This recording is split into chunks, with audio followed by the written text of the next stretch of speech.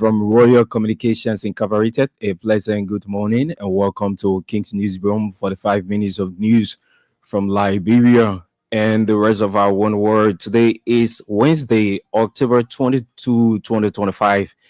My name is Cornelius Johnson. Angering straight up the headlines. Former House Speaker, Councillor Fonati Kofa proposes 25 million United States dollars for vulnerable Liberians social night that's Social Safety Net Fund demands cut in benefits, foreign travels reduction, and limited vehicle purchases for officials of government. Above 140 government officials remain non-compliant with access declarations. Liberia Anti-Corruption Commission Executive Director, Councillor Alexandra Zoe, says the act is deliberate and undermines good governance and transparency. Former President George Weah demonstrates good health and fitness in viral gym exercising video, rejects supporters of ruling Unity Party speculations regarding his health status. Away from Liberia, passengers were forced to jump from carriages in a train crash that killed 15 people in eastern Ethiopia, a local official has told the BBC. And a drone attack has hit an area near the international airport in Sudan's capital, Khartoum, a day before it was set to resume domestic flights for the first time since war broke out in 2023. The news bulletin, Voices of the Newsmakers, are all packaged in this edition of the program. We take a very short break to be right back.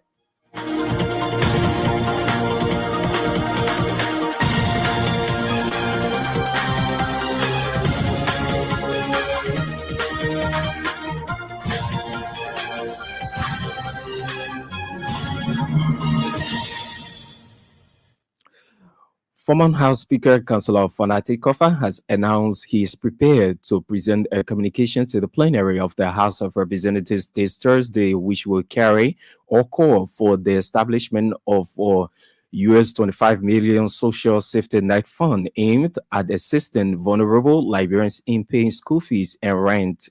Kofa, in a statement issued on his official Facebook page Tuesday, outlined present economic hardships faced by Liberians, adding that in the face of hardship, government is on an obligation to urgently intervene. The Grand Crew County District 2 lawmaker referenced social support programs in the United States, such as food stamps, as examples of how governments can provide relief to struggling citizens. Providing recommendation for financing of the proposed programs, Kofa suggested relocating resources by cutting benefits, reducing government officials' foreign travels.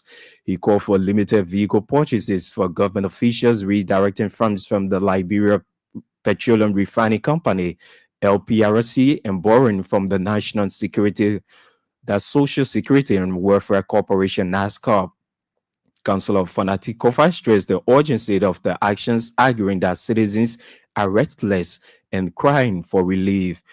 The former speaker proposals is an indicator of growing public demand for government intervention to ease financial burdens amidst current economic challenges. The Liberia Anti-Corruption Commission said about 140 officials have failed to declare their assets despite several calls made by the commission. LACC chairperson Councillor Alexandra Zoe on Tuesday told reporters during a press briefing that about 140 officials have deliberately refused to make their assets known. She described the non-compliance as serious embarrassment for the smooth operations of the LACC, vowing to publish the names of the non-compliant officials. Councillor Zoe, however, warned against the act of non-compliance of assets declaration, adding that all those who have not complied with the assets declaration will face the full weight of the law. The LCC boss also called on officials of government who have doubts about their positions being part of the assets declaration to visit the LCC website for verification. Former President George Weah has issued multiple responses debunking speculations about his health status. Earlier on Tuesday, Weah wrote, "I wake up and fix my own breakfast. You wait on others to serve you," a statement in reaction to misinformation being spread by members and supporters of the ruling Unity Party regarding the former president's health status. Photos of the former president also went viral on social media Tuesday, in which he wore a t-shirt with inscription, "The imposition diverse, opposition diverse." Many persons, particularly supporters of Weah, believe the inscription on the former president t-shirt directly describes the attitude of many members and supporters of the ruling Unity Party towards Weah. Recently, social media posts has been made by some supporters and officials of the governing Unity Party claiming that Weah is ill, prompting a quick response from the former president. In Weah first response shared via his verified WhatsApp status update on Monday to speculations about his health, he noted, "You guys can say all you want to say about me, but be reminded that I don't use makeup to hide my face. I'm a natural man." The former president, in a broader response and display of fakeness, was seen in a post on Tuesday by his special aide Sekou Kalasco Damaro carrying out his regular gym exercise, indicating a disapproval of claims about his health status. In the video, Weah is seen excessively training and displaying fitness and good health, contrary to what many had been speculating as being ill. Chief Justice Yamin Gbese has released his legal assignment for the November term of court for Circuit Court judges. Justice Gbese's legal duty affected criminal courts B, C, E, and D, as well as the 5th, 8th, 9th, 10th, 12th, and 15th judicial circuit courts in the country. Judge Mamenta Jabate Salif leaves Criminal Code D for Criminal Code B, while George Wise A. Wise goes the opposite. George Bolag Elliott surfaces at Criminal Code E. Agnes and George Nancy Sami leaves the 10th Judicial Circuit Court for the 15th Judicial Circuit Court in River G County. Why? George P. Sua assumed jurisdiction at the 10th Judicial Circuit Court in Lofa County. George Smith goes to the 12th Judicial Circuit Court in Grand Creek County, while Georges Usman Feka, Blamo Dixon, Roosevelt Willie, among others, were retained at their various courts by the priests of the High Court. Our judicial correspondent said the Chief Justice shakeup is consistent with Chapter 3, Section 3.4 or 9 of the judicial law, which states, "For every quarter section, the Chief Justice shall rotate circuit court judges." President Joseph Boakai recent veto of 11 local government bills has generated mixed views among Liberians. Others believe the move the president made would deny the local government of certain constitutional rights and obligations, while others think the decision is in the right direction. However, amidst these different views, InfoQuest Liberia has lauded President Joseph Boakai for what it termed as courageous and principled decision to veto 11 controversial local government bills.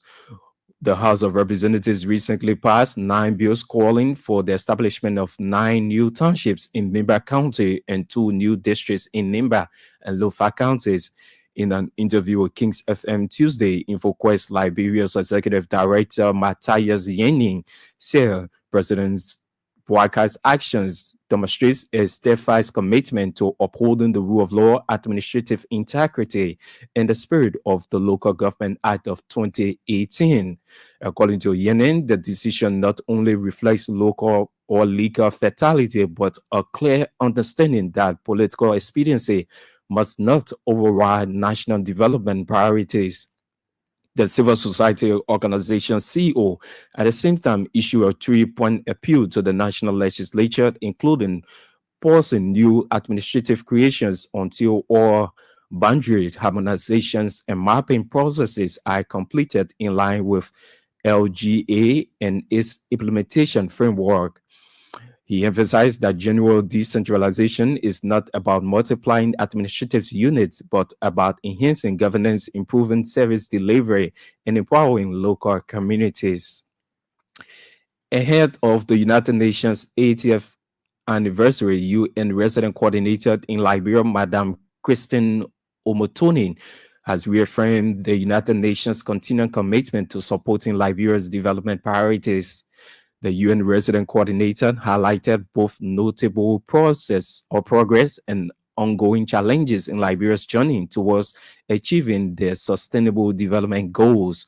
She informed reporters at Mega Press Briefing on Tuesday about notable achievements in reducing under 5 mortality, increasing access to clean drinking water, and expanding school feeding programs, terming Liberia's SDGs index score as moderate but with marked progress.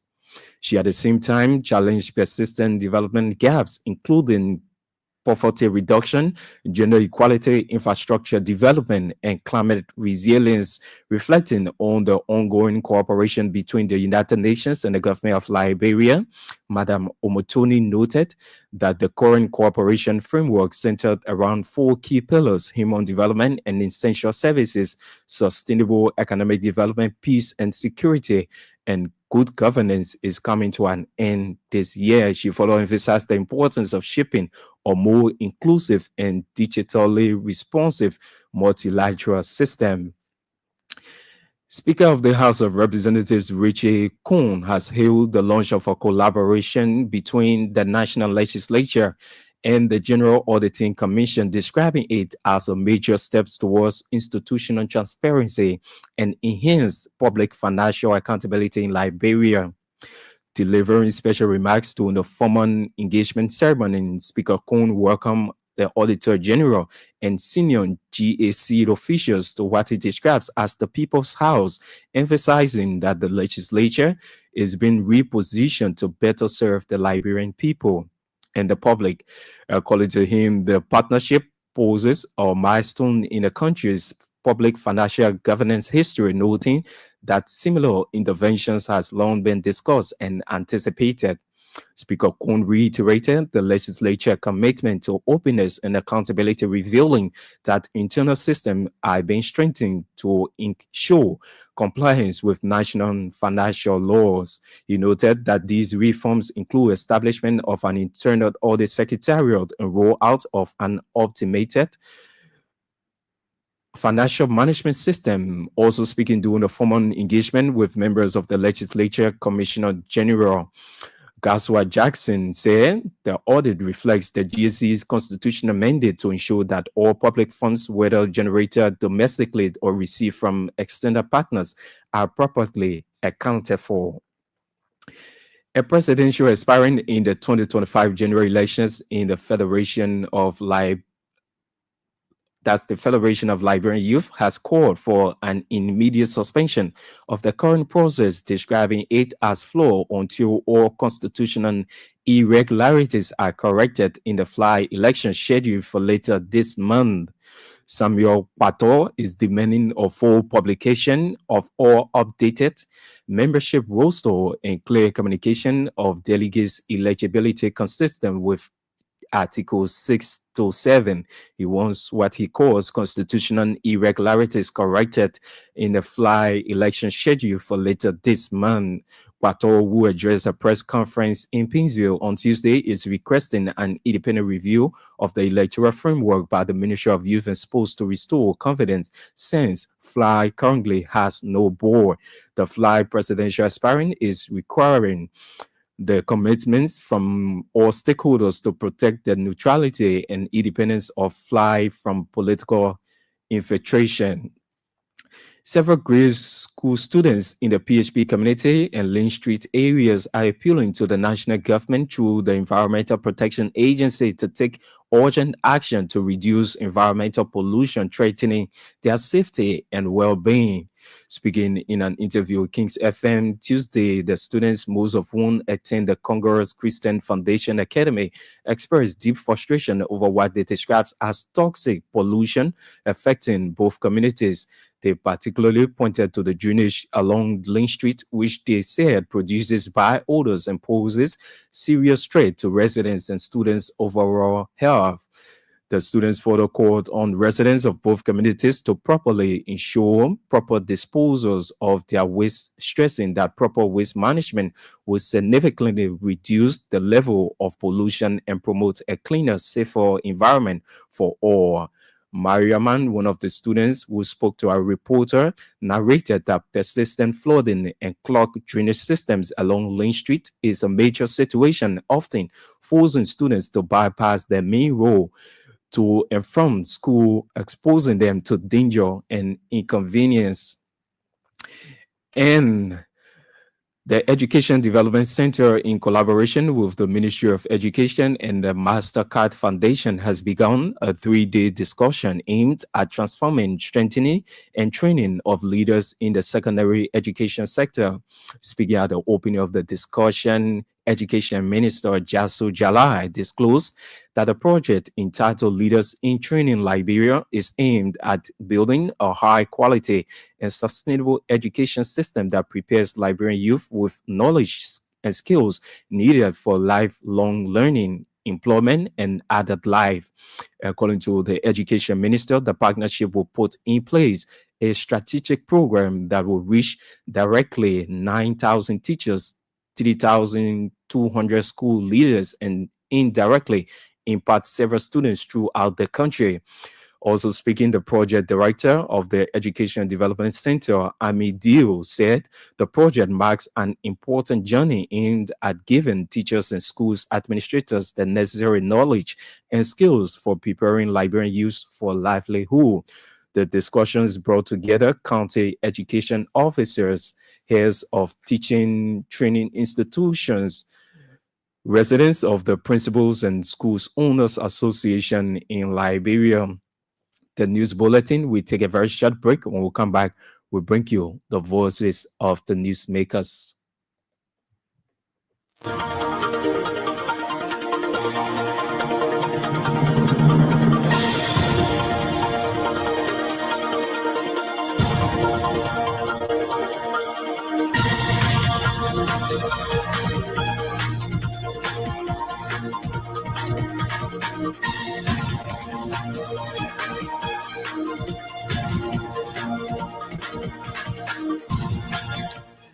Indeed, if you just join us, a reminder you are in tune to King's Newsroom, 45 minutes of news from Liberia and the rest of our one world. Today's Wednesday, October 22, 2025. My name is Canidas Johnson Anger, and one of our top stories this morning, former House Speaker, Councillor Fondati Kofa proposes 25 million United States dollars for vulnerable Liberian social safety net fund, demands cut in benefits, foreign travels reduction, and limited vehicle purchases for officials of government. Let's now bring you voices of the newsmakers. The Liberia Anti-Corruption Commission said about 140 officials have failed to declare their assets despite several calls made by the Commission. LCC chairperson, Councillor Alexandra Zoud, on Tuesday told reporters during Mega press briefing that about 140 officials have deliberately refused to make their assets known. She described the non-compliance as serious embarrassment for the smooth operations of the LCC, vowing to publish the names of the non-compliant officials. So for non-compliance, we identify a total of 140 officials. And I would like to say here, in this 140 officials, I need you to pay attention to the number because this is something I've been reporting for the past 2 months. We have some officials who are in Monrovia and just refuse to comply.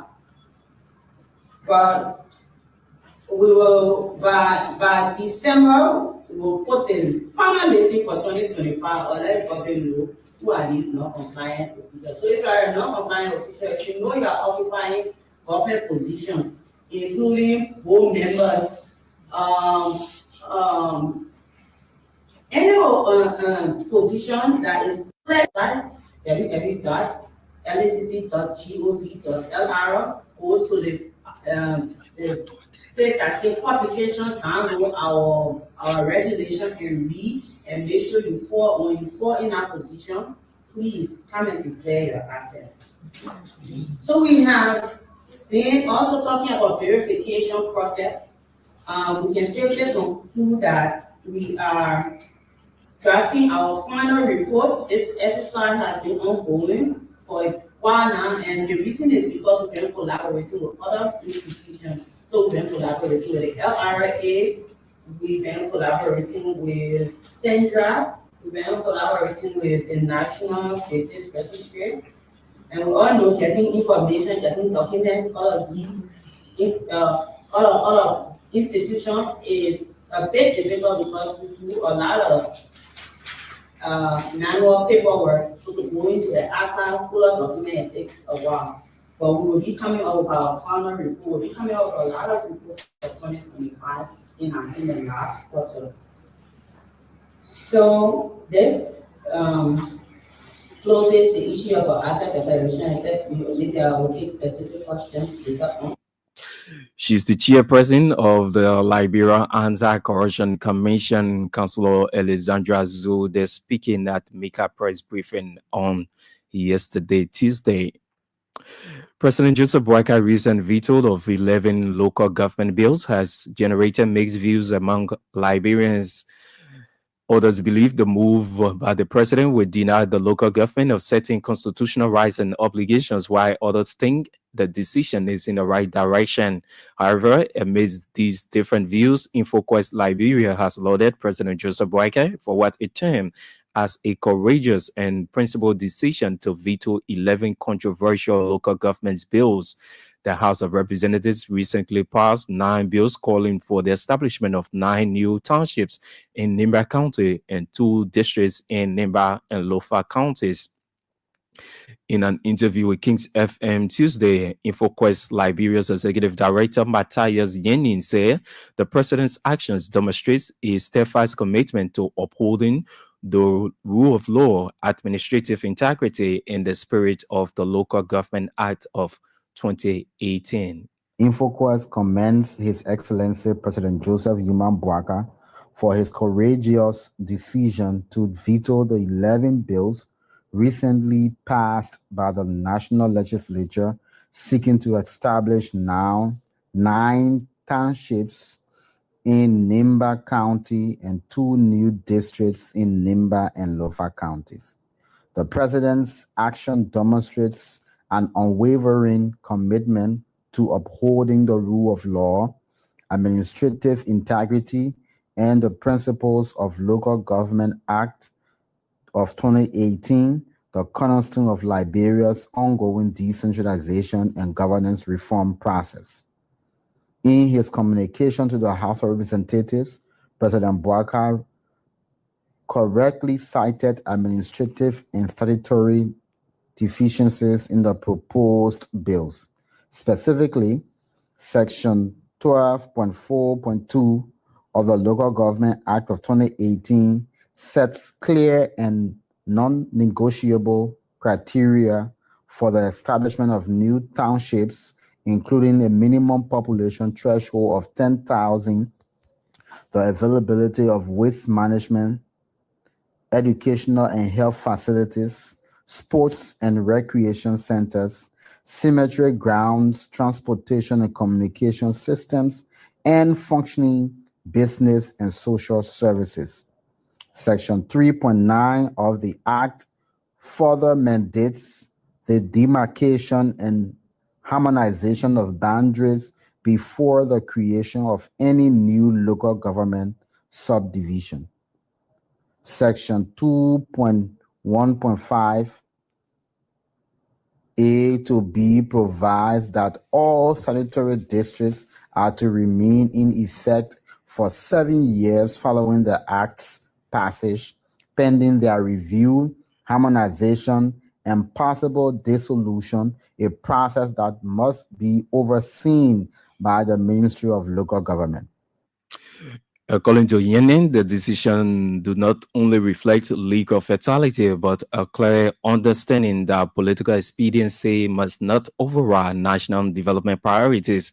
The civil society organization CEO at the same time issued a 3-point appeal to the national legislature, including pausing new administrative creations until all boundaries harmonization and mapping processes are completed in line with the Local Government Act and its completion or implementation framework.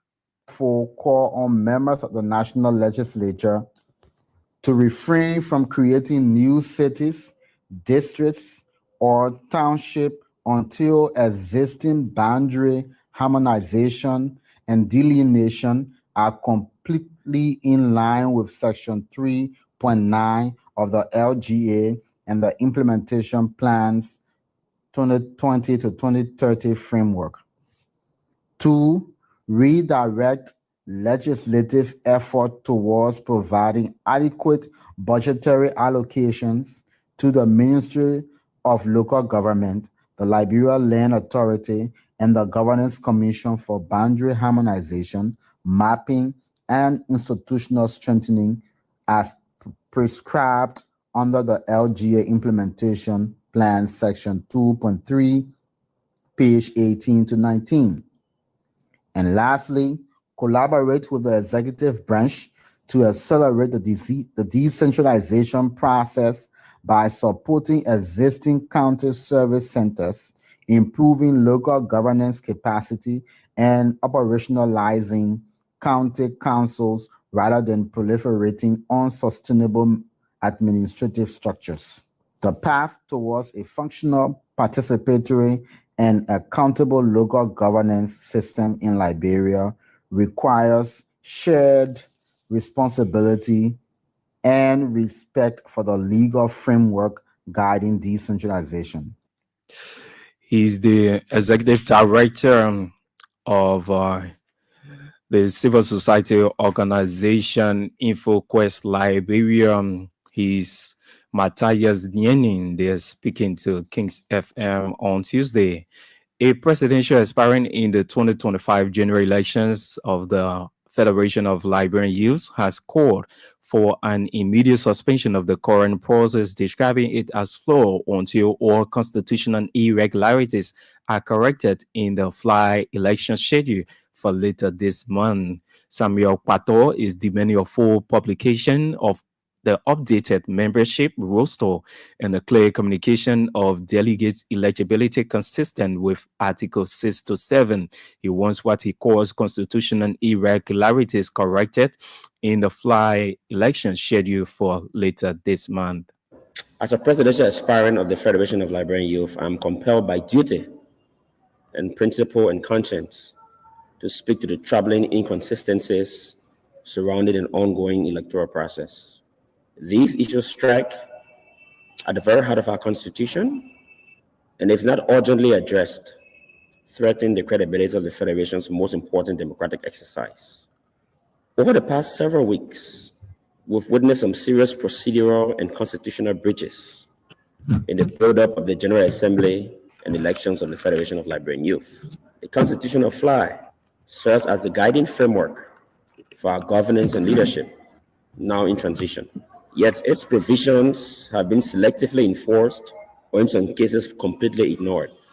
The timeline for the General Assembly and elections remains unclear and inconsistent with Article 9 of the Constitution, which mandates that the General Assembly convenes every 2 years and elections every 3 years. The current process has proceeded without adequate notice, consultation, or transparent roadmap, leaving member organizations and aspirants in uncertainty. Equally concerning is the flawed process of membership and delegate accreditation. Many legitimate youth and student organizations that have consistently contributed to the growth of FLA have not been properly notified or accredited in line with Article 7 of the Constitution, which calls for a transparent process of membership validation and delegate eligibility. The absence of such clarity risks producing a General Assembly that does not truly represent the diversity of Liberia's youth movement. Furthermore, there is an increasing evidence of political interference and bias in the current process. The overt involvement and endorsement of individuals with known partisan affiliations directly contravene Article 16D, which safeguards the political neutrality of the Federation. FLY must never be reduced to a political extension of any group or interest. It was founded as a unifying platform for all young Liberians, irrespective of political, regional, or religious differences. In addition, the Independent Elections Commission, which bears the constitutional responsibility to conduct a free, fair, and credible process, has not demonstrated the level of independence and transparency expected of such body. A fair electoral process requires confidence in the arbiters. When the confidence is lost, the legitimacy of the outcome is inevitably called into question. The Federation of Liberian Youth stands at a critical crossroads. Our generation must choose between upholding the Constitution and succumbing to manipulation, or upholding FLY's credibility. He's a presidential aspirant in the 2025 general elections of the Federation of Liberian Youth. They are calling for an immediate suspension of the current process, describing it as flawed until all constitutional irregularities are corrected. He's Samuel Pato. Indeed, if you just join us, a reminder you are in tune to King's Newsroom, 45 minutes of news about Liberia and the rest of our one world. Today's Wednesday, October 22, 2025. Story top in the headlines. Former House Speaker, Councilor Fanati Kofa proposes 25 million United States dollars for vulnerable Liberian social safety net funds. Demands cut in benefits, foreign travels, reductions, and limited vehicle purchases for officials of government. About 140 government officials remain non-compliant with assets declarations. Liberia Anti-Corruption Commission Executive Director, Councillor Alexandra Zoe, says the act is deliberate and undermines good governance and transparency. Former President George Weah demonstrates good health and fitness in viral gyms exercising video, rejects supporters of ruling Unity Party speculations regarding his health status.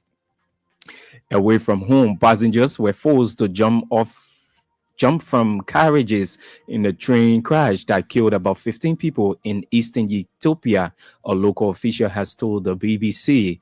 And a drone attack has hit an area near the international airport in Sudan's capital, Khartoum, a day before it was set to resume domestic flights for the first time since war broke out in 2023. We take a very short break. When we come back, we'll bring you more developments on the program.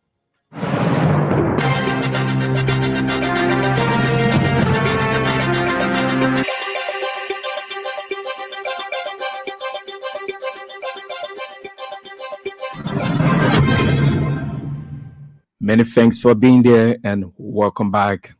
Ahead of the United Nations 80th anniversary, UN resident coordinator in Liberia, Madam Christine Omotoni, has reaffirmed the United Nations' continuing commitment to supporting Liberia's development priorities.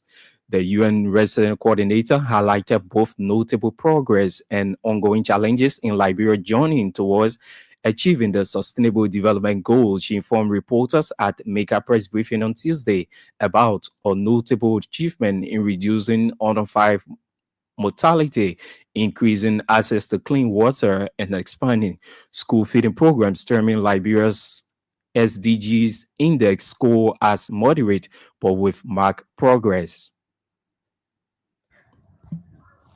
And Liberia will use it to amplify African voices, priorities, and solutions. I know there is a lot of work on promoting youth, women, peace, and security, but also promoting peace, security, and prosperity in general. We are proud of Liberia's contributions to peace building, climate action, youth empowerment, democratic governance, and so on. The recent elections in this country, and peaceful as they were, and the peaceful transfer of power is always being quoted as a good example, not only in the region, but also in Africa. So Liberia is not defined by its past wounds, but its present strength is what defines Liberia. So Liberia's index score of SDGs is moderate in progress, with notable achievements and reduce in under 5 mortality, some increase in clean water, expanding in school feeding programs, and so on. But we know that challenges remain in poverty reduction, gender equality, infrastructure, climate resilience, and so on for all of us to achieve the SDGs. Reflecting on the ongoing cooperation between the United Nations and the government of Liberia, Madam Omotoni noted that the current cooperation framework centers around 4 key pillars: human development and essential services, sustainable economic development, peace and security, and good governance is coming to an end this year. She further emphasized the importance of shaping a more inclusive and digitally responsive multilateral system. It's a privilege to stand before you today, as this month we mark a historical milestone, 80 years of the United Nations and 80 years of Liberia partnership with the UN. We are privileged again that this year the main UN Day event on the 24th of October will be celebrated in Kakata, Magidi County. This is important because celebrations will be done with the people in the communities. The events that have been going on throughout the month are numerous, and I'll mention a few. Recently, some of you were at a media briefing that we did at the UN House. It was a media breakfast to speak more about this journey, 8 years of the UN. And then we had a children and the youth outreach at the Ministry of Foreign Affairs, where we had young people engaged. She's the UN resident coordinator in Liberia, Madam Christine Omotoni. They're speaking at Mega press briefing on yesterday. Speaker of the House of Representatives Richard Kuhn has hailed the launch of a collaboration between the National Legislature and the General Auditing Commission, describing it as a major step towards transparency and enhanced public financial accountability in Liberia.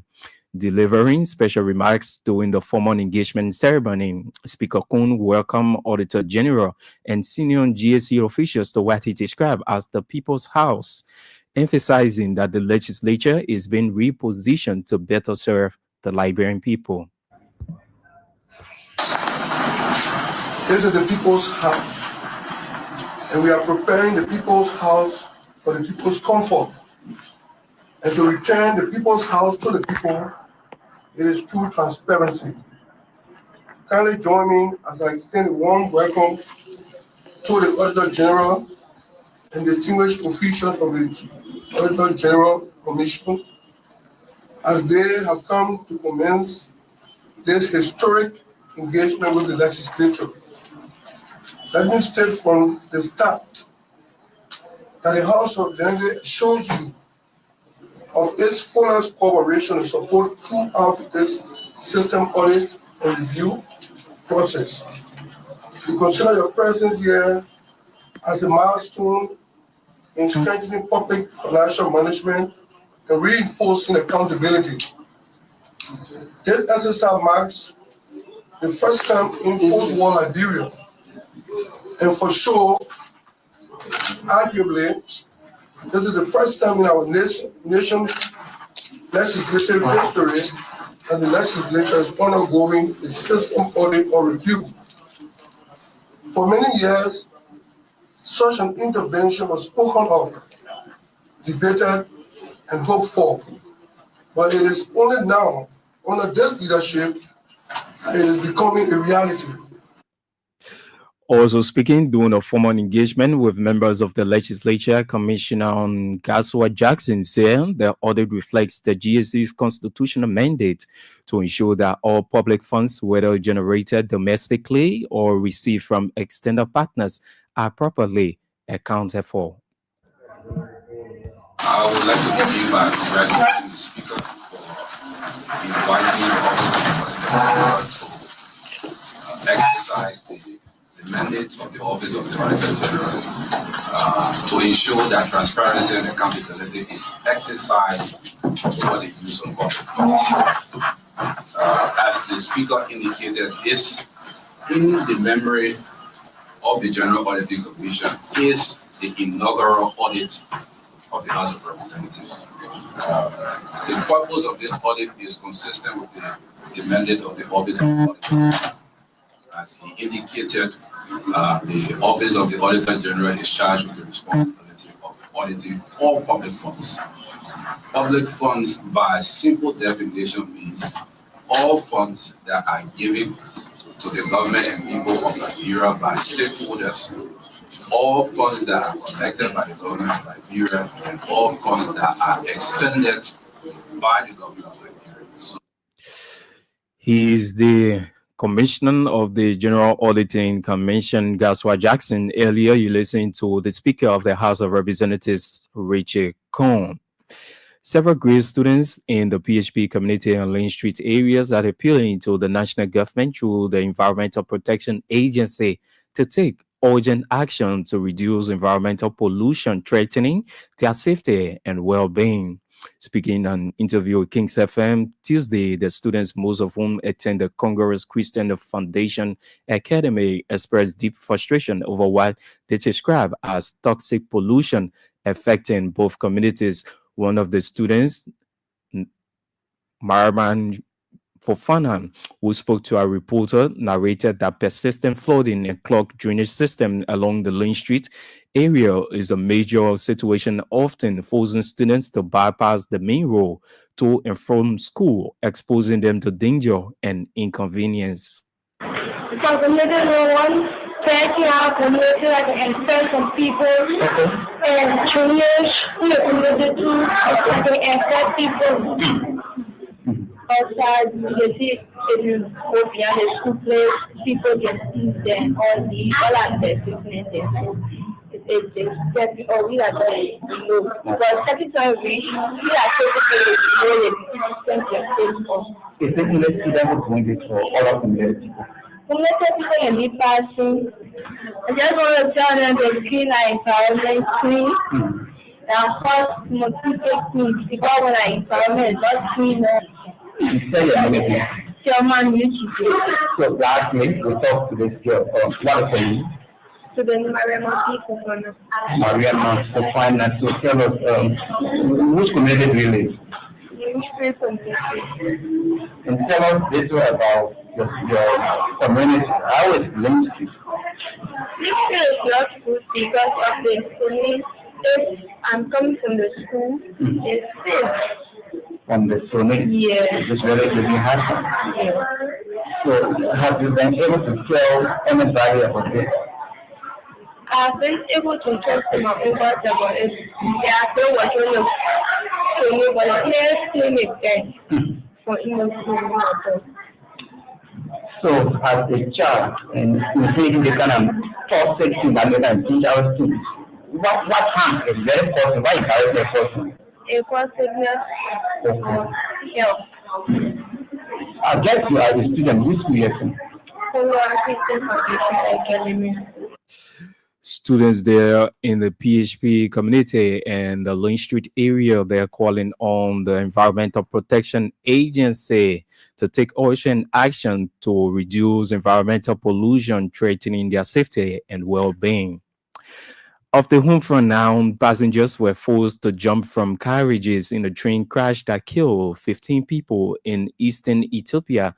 A local official has told the BBC the train derailed on Monday night in the town of Chanel before colliding with a separate stationary train. Local broadcaster Dai TV reported it is unclear how many people were injured.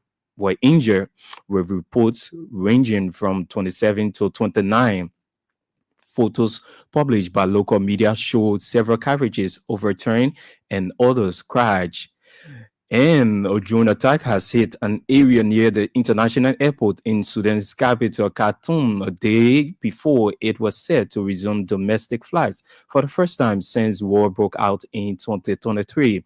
Residents of the city reported hearing explosion in several districts early on Tuesday morning. Social media images yet to be verified by the BBC appeared to show a series of blasts. There's no information on casualties or damage, and no one has claimed responsibilities. On Monday, Sudan Civil Aviation Authority has announced the airport will reopen on Wednesday, months after the army recaptured Khartoum from the Rapid Support Forces and began repairing the heavily damaged airport. Well, that's all the time we have for this early morning edition of King's Newsroom. But just before we go, here are stories we closely follow in the headlines. Former House Speaker Councillor Fonati Kofa proposes 25 million United States dollars for vulnerable Liberian social safety net funds, demands cuts in benefits, foreign travels reduction, and limited vehicle purchases for officials of government. About 140 government officials remain non-compliant with assets declarations. Liberia Anti-Corruption Commission Executive Director Councillor Alexandra Zoe says the action is deliberate and undermines good governance and transparency. Former President George Weah demonstrates good health and fitness in a viral gym exercising video, rejects supporters of ruling Unity Party speculations regarding his health status. Away from home, passengers were forced to jump from carriages in a train crash that killed about 15 people in eastern Ethiopia, a local official has told the BBC. And a drone attack has hit an area near the international airport in Sudan's capital, Khartoum, a day before it was set to resume domestic flights for the first time since war broke out in 2023. Many thanks to all of our contributors, editors, and reporters who help in making this edition of King's Newsroom a success. For more news and information on this station, do join us at 1 p.m. this afternoon, better still at 6 p.m. for our news magazine program, King's Newsroom. Many thanks to all of you for listening and watching. My name is Cornelius Johnson. I angered. Good morning.